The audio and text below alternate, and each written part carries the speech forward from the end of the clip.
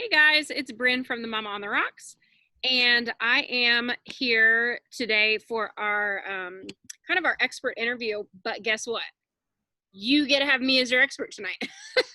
So where typically we would be interviewing somebody like a therapist or counselor or nutritionist or gosh, last week we had a sex therapist. That was fun.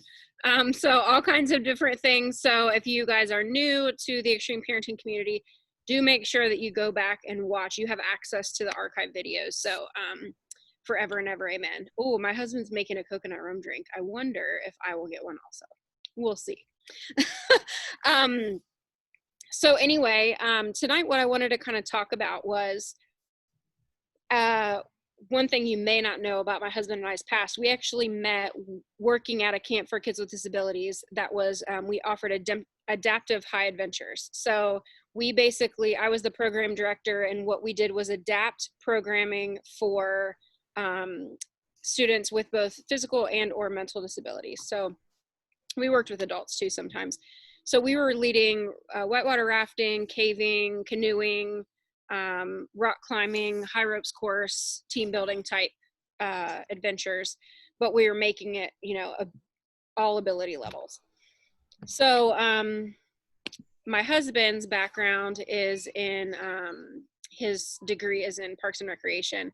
And so adaptive programming is like his jam. And hey, April.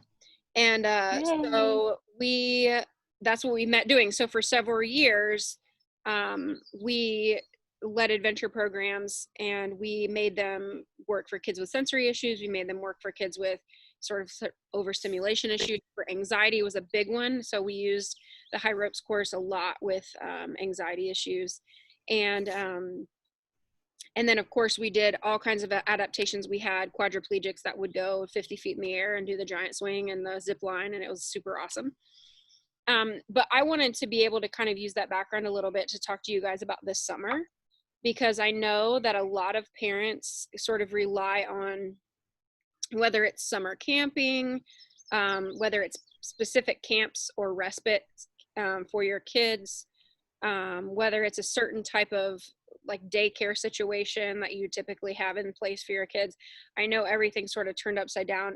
Where we are in Tennessee, it's a little bit more loosey-goosey, but we're right on the Virginia line. And so a lot of the things we do are in Virginia, and they're still very much locked down. So everything's closed, golf courses, swimming pools, every camp, like the YMCA, everything is totally closed. So I wanted to touch base with you guys and talk a little bit about some ideas for what to do this summer with your kids when you're like, hey, I am 3 months deep into quarantine and I am over it. Because I'd be preaching to my own self when it comes to that. So you guys tell me, what do you typically do? Like, what does a typical summer look like for you and your kids? Do you stay home with them? Are you with them all the time? Do you have things that are already lined up? Is everything canceled? What do you have going on? Anybody jump right on in. For me, we just spend a lot of time at pool. Okay. Mandy, what did you say? I send my daughter to the YMCA. Last summer was her first summer. It's called Summer Fun Club. Mm-hmm. They usually do like field trips weekly. They get to go swimming. They do tons of stuff. So they still have it this summer. It's just very different. So they're not swimming at all the month of June. They're not doing any field trips the month of June. What I do like, though, this summer, and which I hope they keep going forward, is the class sizes are much smaller. Sure. So I put Annalie in it because it's very structured. Sure. And I need her to have that. I mean, she needs that structure. For sure. And so, I mean, I felt slightly guilty because I have to work from home now. Mm-hmm. My CEO decided that we were all going to work from home for the rest of the year. Yeah, I have a friend in the same boat. My friend Jessica was on a couple weeks ago talking to us about building friendships as an extreme parent. And she works for Discover, and they were like, you're out, like stay home the whole year. Yes. So that's hard.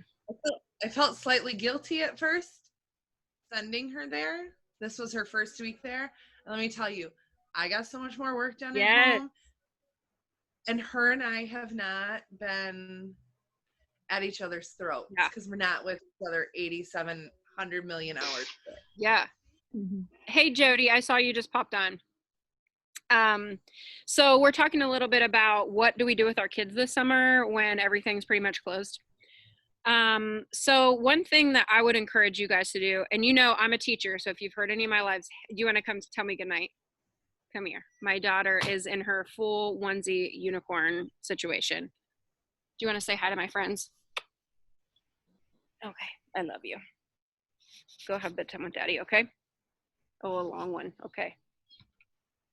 All right, go. I love you. Go on. I love you, my unicorn. Beat it. So we, I was saying, if you've watched any of my lives, you know that I like to give you like, you know, bullet point lists and practical tips to use right now. So the first thing I would encourage you to do, depending on your level of social distancing. So I know a lot of people are on different wavelengths with that. And our son, because of his meds, he is a high risk. He is high risk for COVID. And so we have social distanced pretty much entirely, other than like a handful of people that are family or like family, and they are doing the same thing. So, you know, we trust what they're exposed to. And we, of course, anytime we have been in public, I say we, it's mostly me because I do our shopping and stuff, but I'm ordering things online and I'm using my mask to pick up and everything. And we're being very cautious about that. My kids haven't been out really at all. But what we did do was, you know, money that most families would set aside for camps or for a childcare or whatever, we actually hired our son's teacher. So I used to be a teacher. So most teachers don't just take the summer off. Most teachers have to work because they have to have the extra income. And so we actually offered to pay her to come out here for 2 days a week. And she's just here from 10 to 3. So she doesn't have to get up early. She still gets to enjoy that kind of, you know, and we literally, like, I could show you if I turned my computer here. We have this like ghetto $20 Walmart inflatable pool in our backyard and like a slip and slide, but she makes a little extra money and she gets to hang out with our kids. And I promise you, she just started this week. Just having those 2 days where we just have a handful of hours has been a game changer.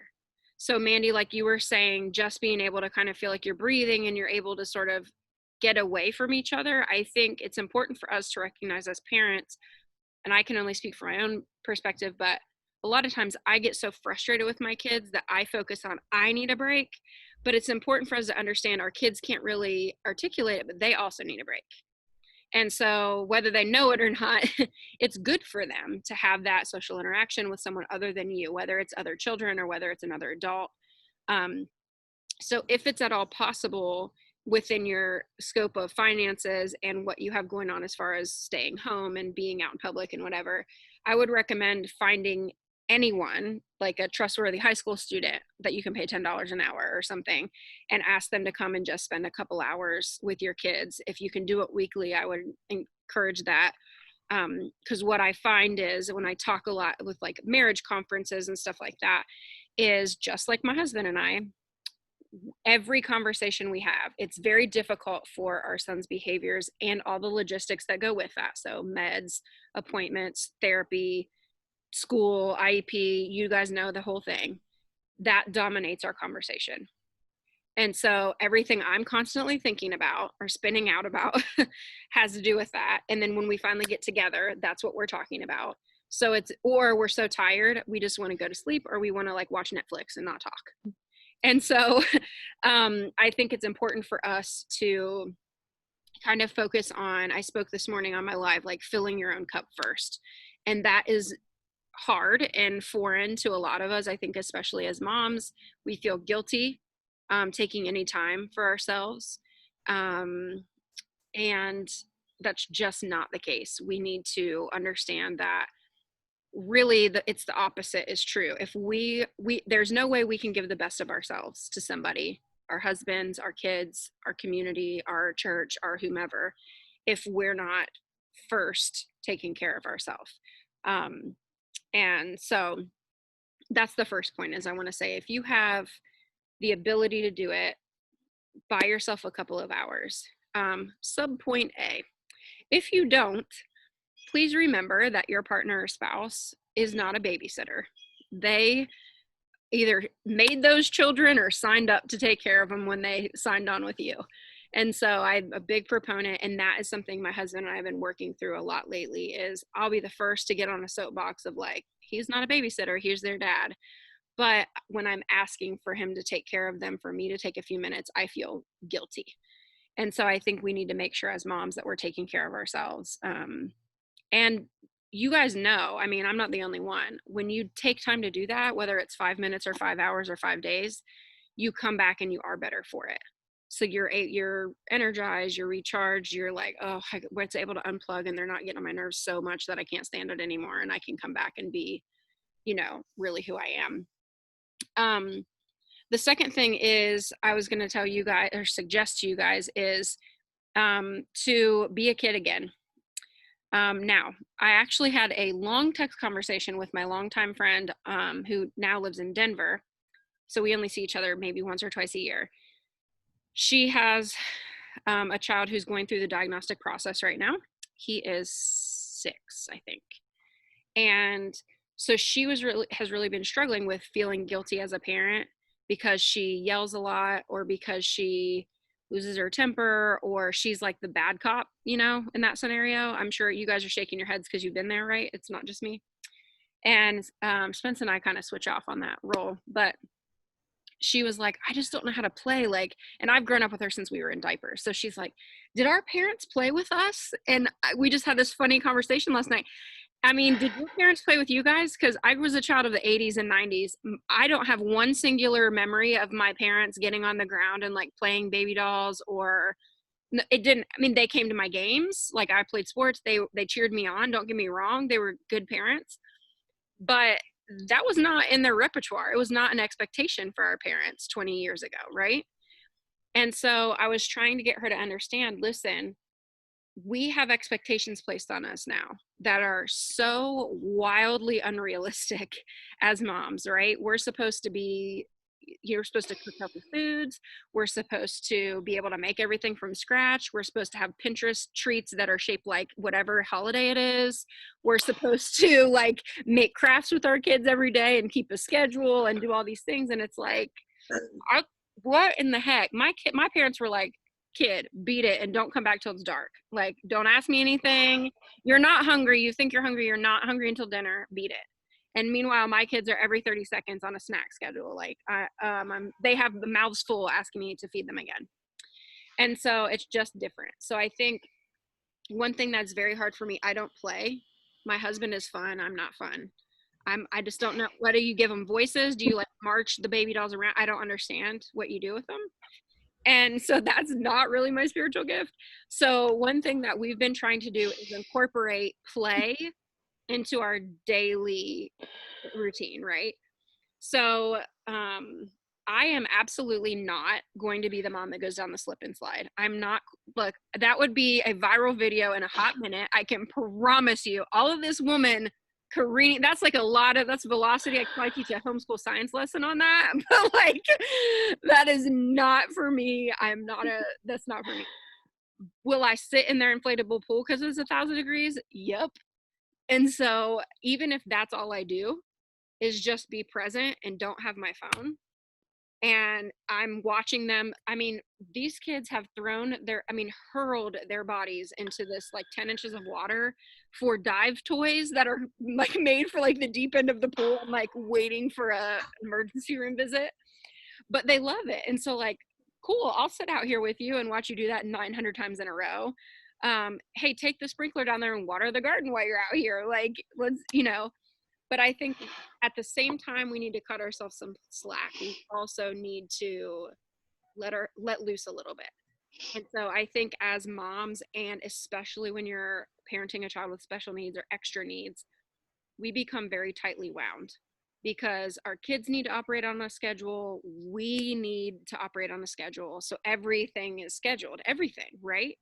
Bedtime is scheduled, meds are scheduled, doctor's appointments are scheduled. I mean, everything. So think about ways you can kind of reconnect with your kids, just as if you were going to be intentional to reconnect with the spouse. Where we're renting our house right now doesn't have Wi-Fi, so we other than like connecting to our hotspot, which is real janky on our phones. So we play a lot of, I have played so much Guess Who. If I had $1 for every time I could buy you guys houses in Tahiti. I mean, I've played so much Guess Who. So think about that. Like, what are things we used to like to do? How can we do that with our kids? It doesn't have to cost us money. How can we just show up and be intentional? Do you guys have any thoughts on that, like ways that you've made it work during quarantine, or something that's worked for your kid, where you were able to kind of incorporate something where it was fun for you too and not just stressful? Or is everything just stress town So population? my extreme child is older. She's 17. So I just want to tell you how much I appreciate you. I've been by myself for 17 years with this. So even if I'm out of the worst part by now, it's so gratifying to know there's at least 5 other people out there that have been through this in a town of 1,200 where I could never be like open about it because just, it messes up everything socially. You really rat your child out, so you get it. But during quarantine, so I was thinking about that. You know, with my daughter, she's out and about now more as a teenager, so I don't have to be like this all the time, but quarantine, that was a deal. So I found something that helped us is, since the weather was semi-decent, since I'm not a Pinterest mom at all, not even coming close to it, we just made everything like home ec. We had PE. I just kind of tried to make it fun, like, okay, let's go have home ec in the kitchen. And I, pull out my cake mix that's in a box. And I'm like, okay, this is how we're making our supper tonight, out of a box, rubbing cake. Right. If you think for 1 second I didn't count it as homeschool hours when we took the cookies that are already cut for you, and all you have to do is put them on I'd be like, all right, who wants to count how many are in this line? That's math. Yep. Write it down. Yep. Every time we walked outside, I'm like, okay, field trip and PE, we're wrapping her into one. That's right. You see something that's green, art, check. Yes. Yes. I think for sure. And I mean, my husband and I talk a lot about like, good night, baby, I love you. About knowing your strengths and weaknesses. And I think I have spent way too much of my life, an embarrassing amount, comparing myself to other people and why can I not do this and why can I not do that. And I think if you think about it in terms, I think the second week was my friend Bree, who talked about self-care, and she's like, that's her thing. She talks and writes about self-care across the United States. And she was talking about how, like, if your daughter came to you as a grown woman and said to you the thing that you're struggling with now as a mom, would you say to her, would you validate it and be like, yeah, that really makes you sound like a terrible mom, like you should just probably give up? Or would you be like, oh my gosh, that must be really hard, and talk it through? Or how can we problem solve this? So we beat ourselves up so much. And the thing, like, if you think about it in terms of, would I ever say this to my own kid? No, of course we wouldn't. But we do that to ourselves all the time, whether it's our internal dialogue or whether it's comparisons and so, you think about, or I think all the time about parents who compare if they have multiple children, one being neurotypical and one not, comparing the two of them and how hurtful that would be and how much resentment that would build in your extreme child and how that would be so toxic. Like, why do we do that to ourselves, right? It doesn't make sense. So I think giving ourselves some grace, but also encouraging ourselves to kind of loosen up a little bit, because like I said, as extreme parents, I think raising our children is hard, and so a schedule is part of what makes it quasi successful, or not a total dumpster fire is probably more accurate, on most days. So do you guys, anybody else in here, I know April and I know Audrey, I know more about y'all's two kids because you've been on here a lot. Mandy and Jody, tell me, do your kids have sensory stuff? Not that I'm aware of. She's got ADHD and ODD, Mm-hmm. anxiety. Okay. So we had our ODD diagnosis at age 6. What was odd with Anna Lee, though, is that I even went back to her 4K and daycare teachers to ask if they thought they saw anything out of the ordinary. And they said nothing that they thought was outside of normal 4 or 5-year-old behavior, normal Yeah. kid behavior, because kindergarten happened and she started losing her dang mind Yeah. at school, flipping tables, chucking chairs, Yes. running around the school. And it just was like, she was bad at home, but I just figured that was home, and Mm-hmm. her dad and I got divorced. Sure. And I thought, but then when it bled into school, I was a Right. little concerned. Mm-hmm. And so they said up and down for years that she didn't have ADHD, that she strictly had ODD. Hmm. And I was very frustrated. They're like, yeah, normally they're together, but she's just ODD. And so I finally, after we did parent-child interaction therapy, I don't know if anybody else has heard of it. Yep. That was a rough few months doing that. I'm not even kidding. Yeah. I'm a nurse, and I worked night shift. Oh my gosh. 12 and a half hours, come home, and then have to drive an hour south to Milwaukee to go to the children's hospital, and then do these appointments that were sometimes upwards of an hour and a half long. Yep. After I've just worked 3 12s in a row. Yeah. God bless, it was that rough. Yeah. And then we did a lot of therapy after that. And finally, just last year, is when she finally got an ADHD diagnosis. Yeah. And I didn't want to do meds, and I didn't. And finally, like, her therapist and her doctor, like, Mandy, try it. Like, what can you lose? Right. I just didn't want to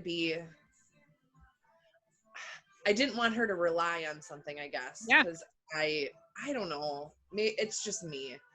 And it's not just you, it's all of us. We get it. I don't know. I just was like, her brain is little and it's developing. We don't want to throw all these meds at her that are going to mess up her brain and her development. And I'm telling you, being in healthcare, I did all the research and I found all the evidence-based practice studies on it. And it was it was a 180 difference. Yeah. I'm not even kidding you.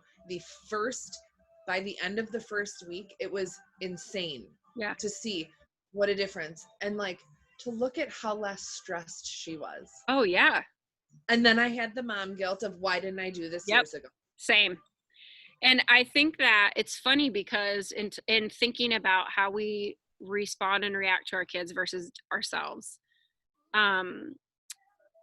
today I followed up on a call. We got a referral for a specialist here because we've moved states, for a specialist near here before COVID. So we finally got the paperwork turned in a couple weeks ago. I called to follow up today, and they had it and just hadn't called us. And I mean, I sat out there and I to my husband, was like, I am the worst mom ever. Like, I can't believe that he could have gotten in earlier. And he was like, that doesn't even make sense. Of course, his mind doesn't work the way mine does.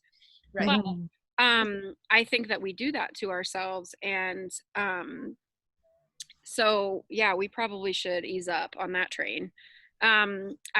Before we wrap up here, I want to give you guys the third tip that I had just been thinking of for summer. Having a long history in mental health, and specifically working with adaptive programming and summer camp type things. Of course, you can look on Pinterest and find all kind of games and stuff like that you can do with your kids. But to be honest, a lot of times you just are like, oh my gosh, I just need you to get away from me for like 5 minutes. So what I would say is, as I encourage you guys to incorporate heavy work, especially if your kids have ADHD and or autism and ODD diagnosis, is making sure that is a part of their daily routine. So my husband 100% would have an ADHD diagnosis had it been 30 years ago. They just didn't do that. So he now, as he's kind of talking through stuff that he's dealing with and why he becomes so explosive, our therapist actually said to him, like, well, you're so physical, like, why don't you get up in the morning and do something first thing in the morning? And he's been getting up early before our kids wake up and doing kickboxing, running, biking, something that's physical to get that out, like that kinesthetic and sensory need met. And it's like a totally different person, like chill. I've connected it. So thinking about that in the morning, like sometimes when, because our son wakes up like he shot out of a cannon, and I will literally be like, hey, all right, we're playing zoo, you're a gorilla, go do a gorilla walk into your room and out. Okay, now we're racing, you guys are both hippos, go as fast as you can, you have to be on all fours, like just randomly pulling crap out of my hind end to get them to get that sort of like they're my son is a sensory seeker, so obviously with a sensory avoider you may need to change that, but those types of things, working them in first thing and also during transition. So most kids with any sort of behavioral diagnosis struggle to transition from something they like doing to something they don't, so building those into those transition times, and then building sensory stuff in. So today, if y'all have followed me for any amount of time, you know my disdain for Play-Doh. It really makes me want to throw up everywhere.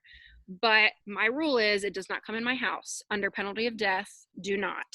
So they have it outside, and they have all kind of little tools to cut stuff up. If you saw my front porch right now, I promise you there is 30 pounds of Play-Doh in different colors ground into the planks of our deck. And I'm like, I don't care. I don't want it into my house. And so they sat there for probably a solid hour this morning. And now, granted, it was at the peak of my son's meds working, but they did not fight. They just built things out of Play-Doh. That they were making ice cream, and they were doing, my daughter has this little My Little Pony thing that squirts the hair out like spaghetti, and so it was just like different things they were doing that was tactile for him, so tactile engagement as well as that sensory need being met. We had a goal for a long time with him that never got met, which was just to physically touch shaving cream. It never got met in OT. He couldn't do it. It was about the sensory input with his nose, because it has a scent, as well as just the touch. He does not like to be messy unless it's like something he's intentionally doing. And so that's a way you can also, as you're still doing things online with therapy, keep those kind of goals in check at home too. You can do paint with things like pudding, things that are not going to be it doesn't matter if it gets messy, you can clean it up. We do, Jody, you said your daughter's older. I don't know if she likes crafts. We've done some string art stuff, which by the way is actually takes a lot of focus, and I was over it in about 30 seconds. It was like annoying to me, but doing things like that that are going to allow that sort of hyper focus when their meds are really working. I bought a bunch of beads at the dollar store that have different textures. They're different sizes, different colors. So they're plastic ones, they're wooden ones. So that really helps my son. And then it also helps with dexterity for them to just string the beads on elastic. I probably didn't spend $10, and I put it in like a veggie tray that has the little compartments, like you'd serve a veggie platter, and you can get them for like $1 at the dollar store. And then I put the string in the middle and all the different color beads, and they just will sit there and do that. So I would challenge you to think of some sensory things that you can build into the day, especially when you need a break. So my kids are not independent players. They cannot play by themselves. They're like, look at this, let me do this. Or if I walk away for 5 minutes, somebody is dead or dying or on fire or bleeding or something, or all of the above. And so think of things that are probably not, don't give them Sharpie markers is what I'm saying, or firecrackers. Okay. I don't do that. But if there are things that you can do that would make them interested, but allow them to sort of be hyper-focused. Our son is a big Lego builder. And I know we've talked about that before, that, a lot of times our kids are really engineering minded. So give them a picture they need to build. So they're finding the colors, they're using their hands, they're using that, engaging that engineering analytical mindset, and challenge them with that. Tanagrams, you can get magnetic tanagrams at the dollar store. So have them build with different shapes and be like, my daughter loves unicorns right now. Like, make me a unicorn, make me a hamburger, make me a house, whatever. Now, do they always look like that? No, but you bet your bottom dollar that I'm like, oh my gosh, that's the best thing I've ever seen. So, I mean, sometimes you just got to sell it. But I hope that those are some things that you guys can kind of incorporate into your week and see if that helps buy you some time to take a breath. You guys said, at least I think a couple of you, I know I saw you on the live this morning, so I've already cried for today, so check that off the list. But yeah, so the struggle is very real right now, and I think that it's important for us to focus on and focus enough on ourselves that we're not, you know, spitting dust because we're absolutely so empty and dry that we have nothing to give. So whatever that looks like for you this week, I will be in prayer specifically that you will be able to find 5 minutes to read or to take a bath or to drink wine or to go for a run or whatever it is that you do for yourself. Because I'm learning a lot, though it is an embarrassingly slow process for me to get on that train. But I am super grateful for you guys. Check in, let me know how this week goes, because I'm curious to see. And if you guys come up with ideas, please do share. And Mandy, if you wish for $1 million and it comes, I would like to, you owe me 10%. I feel like that's like an agreed upon thing. Once you enter the Zoom, that's like you basically signed like a legal document. It's binding. Pretty sure in court. Absolutely. All right. Well, you guys have a good weekend. And I will see you, if not before next Friday. We will be coming to you live from Florida because we're getting ready to go down there and take care of my parents.